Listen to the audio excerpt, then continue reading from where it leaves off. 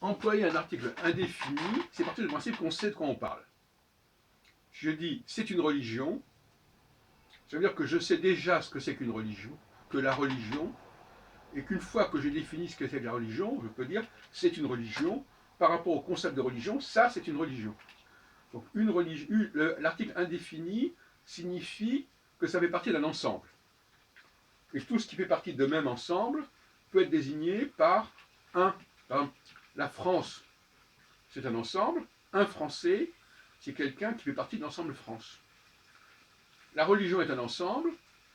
Une religion, c'est un terme, c'est un phénomène qui fait partie de l'ensemble religion. On est dans la théorie des ensembles. Donc par conséquent, très souvent, on emploie l'article indéfini sans avoir forcément défini ce qu'est le mot qui suit l'article indéfini. C'est un homme, oui, mais qu'est-ce que c'est qu'un homme? Ou qu'est-ce que c'est que l'ensemble homme? C'est intéressant parce que ça rebondit sur une précédente intervention où je disais que finalement, on ne peut raisonner que sur des ensembles et pas sur des cas. Quelque chose fait partie d'un ensemble. Cet ensemble doit être défini. Dire par exemple un Français, ça veut dire qu'il y a un ensemble qui s'appelle des Français. Dire un individu, c'est quelqu'un qui appartient à l'ensemble des individus, ce qui ne veut rien dire. Les relations dans une société ne sont pas des relations interindividuelles, ce sont des relations au sein d'ensemble ou entre ensemble. Donc intra-ensemble et inter-ensemble, si on veut. Intra-ensemble, comment se passent les relations entre gens qui font partie du même ensemble? Alors là aussi, évidemment, on pourrait discuter de savoir, il y a des ensembles plus ou moins vastes. Un empire, c'est un ensemble beaucoup plus vaste qu'un groupe donné, ou même une nation.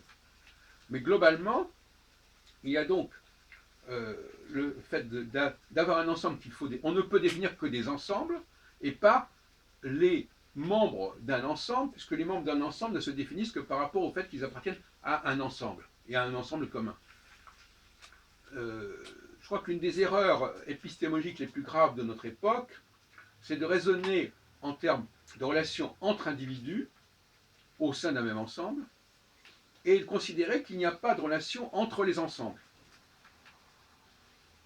Bon, alors, il y a des expressions qui sont globales. Par exemple, une religion, ça désignerait tous les ensembles qui sont concernés par la religion.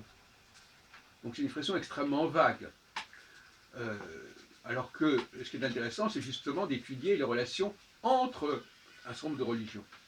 Comment ça se passe quand il y a une relation? Est-ce qu'une religion peut faire problème par rapport à une autre religion? Ça, c'est intéressant.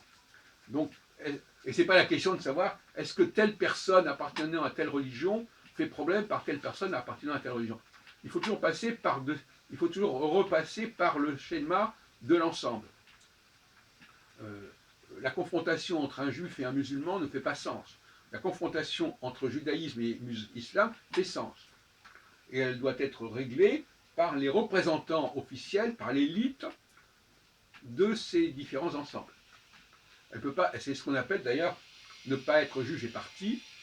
Il faut qu'il y ait des juges qui interviennent au nom de la collectivité et non pas des relations où les individus règlent leurs problèmes entre eux. Bon.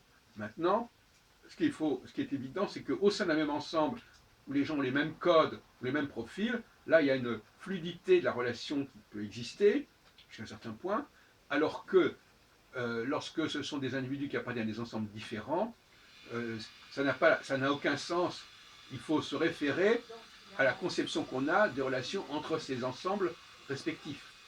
On ne peut pas, voilà. Donc il faut la notion on parle toujours de cette fameuse formule la liberté s'arrête là où ça gêne l'autre, etc. Ça ne vaut pas au niveau des individus, ça vaut essentiellement au niveau des ensembles.